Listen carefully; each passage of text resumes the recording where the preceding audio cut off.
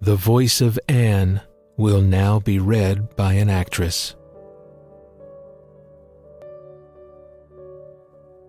Thoughts on Spirituality, Chapter 1. Jesus said, I did not come to you because you were worthy. I won't leave you because you are not. This morning I went to Mass. It has been a particularly difficult time with unrest, stressful business situations, and acrimonious discussions between my husband and me. This follows a tremendously hard Lent. I went into church and glanced over at the first station of the cross, thinking of the Lent I had just suffered through and commenting to Jesus, sarcastically, that it was too soon to pack away the stations of the cross. This was met with peaceful silence. I threw up various other "feel sorry for me" comments. No comments came back. Beginning to feel like the complainer I was, I received communion. Jesus began to speak, telling me I was like a child riding a bicycle for the first time. He, like any good parent, was running along behind me. He let me go for a minute. Actually, it was a day and a half. This was for my benefit, to give me practice at keeping my spiritual balance. He had never left me and would not have let me ride into dangerous areas. He was with me all along. This thought caused me to cringe, thinking of the last day and a half and my not-so-peaceful responses to various stressors and difficulties. Yes, he had heard the swear words. Back to the bike. He would not have let me fall, even though I had felt like I was falling. I began to fall, I think, and he caught me. The sensation of losing my balance and danger had frightened me. Like any wobbly child, I don't want to be let go of. Not even for a moment. He assured me I was loved, indeed cherished, and that he wouldn't leave me to myself again for some time. I said churlishly, "So I failed the test." He replied, It was not a test. It was practice. And you did not fail. You practiced. I am with you. I am teaching you. And you are learning. Be joyful. I will never leave you. Be on my side, the side of peace. My heart aches. I love Jesus so much that it is difficult to only communicate with him in this way. I want to be with him. The suffering can be dreadful. I don't like it. I'm not a sufferer. But the longing for Jesus, while an ache, is one I would not trade. I want it to become even more intense. I don't understand completely what is happening, or why it is happening. I spent nearly a year being afraid because I was so unworthy. He assured me that he does not make mistakes, and that he knows me and chose to come to me in this way for reasons, primarily to prepare me to do his work. I can be comfortable in my unworthiness as long as I'm doing my best. Now this seems simple and a simple thought. It was only Father who set me free of that awful feeling of trepidation. I feared it was in my imagination, or worse, some sort of demonic interference. I trusted Jesus all along and trusted the Blessed Mother to protect me. Let me say that at no time did I feel tremendous anxiety. I felt peaceful, but bemused. Father told me after praying over me that your gift is no illusion. Jesus is with you. He's calling on you to live the interior life as a mother and wife. He also wants you to do something with your hands for him. What do you do with your hands? I told him I wrote. He nodded and smiled. That's it, of course. I should have known. He wants you to write with him and for him. This filled me with untold joy and relief because this is what I was getting from Jesus, and frankly, I was happy to know I was not imagining things. He also instructed me to do a scriptural office every morning, which is a predetermined set of readings. He told me that my confusion was arising because, in an attempt to respond to this special gift, I had been reading various saints, as I always have, but more seriously since the communications began. He told me that the saints I was attempting to emulate had lived in monasteries and convents, while I was called upon to live in the world and in the home. Hence the confusion. I had walked around feeling guilty 24 hours a day because I was failing, when really, in doing my duty united to my Jesus, I was serving him according to his precious will. Father put me on a beautiful, holy, and confident path. My scriptural prayer is powerful, rich, and revealing. Jesus leaves nothing to chance with me. He tells me when to work on my book, which is after the house needs are met and my daily prayers are said. One day I began to work having forgotten to pray. He stopped me and said, Pray. I tried to shake him off as I was delayed to begin with. The word came again. Pray. Your work must be mine. To do that, you must start with me. Of course I did, and received such joy and comfort that I began to write with a light and happy heart.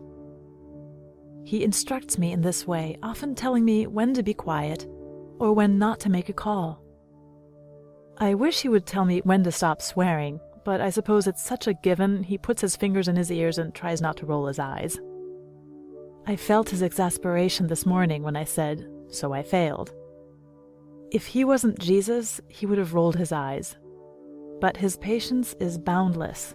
Thanks be to God our Father. I rely on his patience. I depend on it and abuse it daily. On his timing, I finished a rough draft on the morning the children got out of school for Easter break. He conveyed to me that I was not to work on it again until they were back in school. My duty for those 10 days was with the children. I put it away, but at one point considered picking it up and reading through it. No. Was the answer. This small thing is a mortification. Leave it alone until it is time. I realized that obedience is paramount and did as I was told. I try to obey in other things. During fights with my husband, he often tells me, Leave him to me. I'm not as obedient there, as he works a bit slower than I like when it comes to bringing the husband around. And how can I be sure the husband is listening when Jesus talks? Perhaps he mightn't pay attention as closely as I do.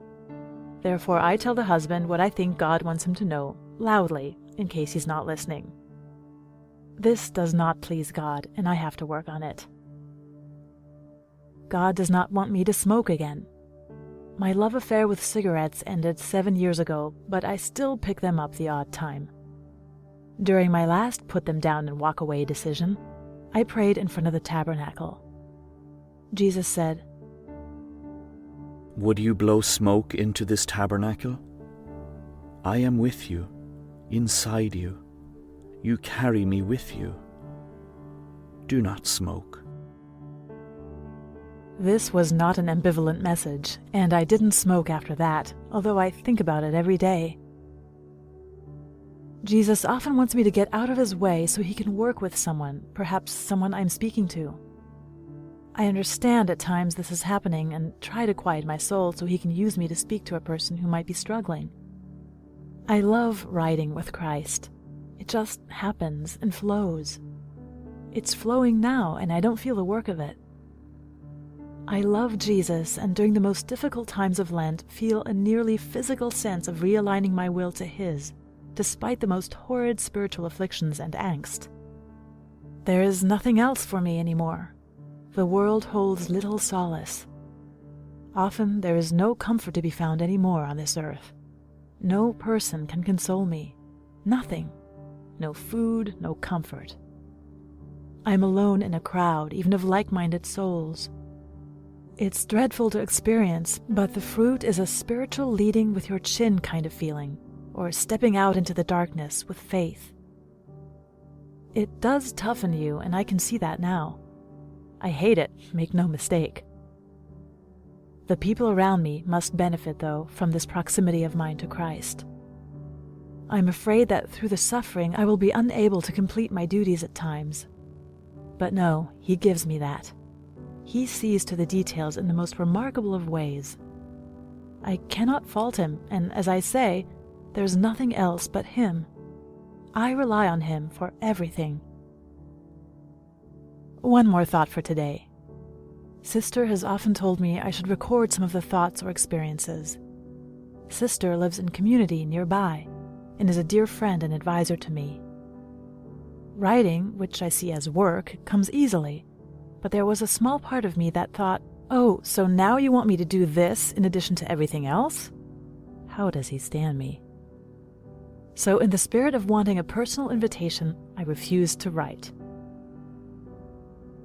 I once asked him outright, and he said, "The time will come. It is not now." After one lovely experience, I said, God, maybe I should be writing this down. He smiled and gave me to know without words that this is usually how he completes his will in us. He didn't want me to begin a spiritual journal with a bad attitude, so he gave me the desire to do it. He gave me a burning need to transcribe these interactions. In other words, why resist? He'll get his way, and I live for his will, so I should stop complaining. Still, I hesitated, being engrossed with my other work. Sister this morning asked me to begin to chronicle the experiences, and frankly, when Sister talks, I listen and treat everything she says as something I must obey. She is a lovely prophet and director to me. She also said this morning I must pray for a spiritual director. I must also say she's been telling me for over a year that she felt I should be doing something scriptural. I deftly ignored her, which I tend to do with many prophets he places in my life. After Father, she was praying the next morning, and God told her I needed to pray scripturally. I was praying that morning also and thought, I really need to get some kind of prayer office. The doorbell rang shortly after, and Sister handed me a daily office, along with 2 other prayer books. Unlike me, Sister listens when he makes a request. She responds immediately. I'm learning.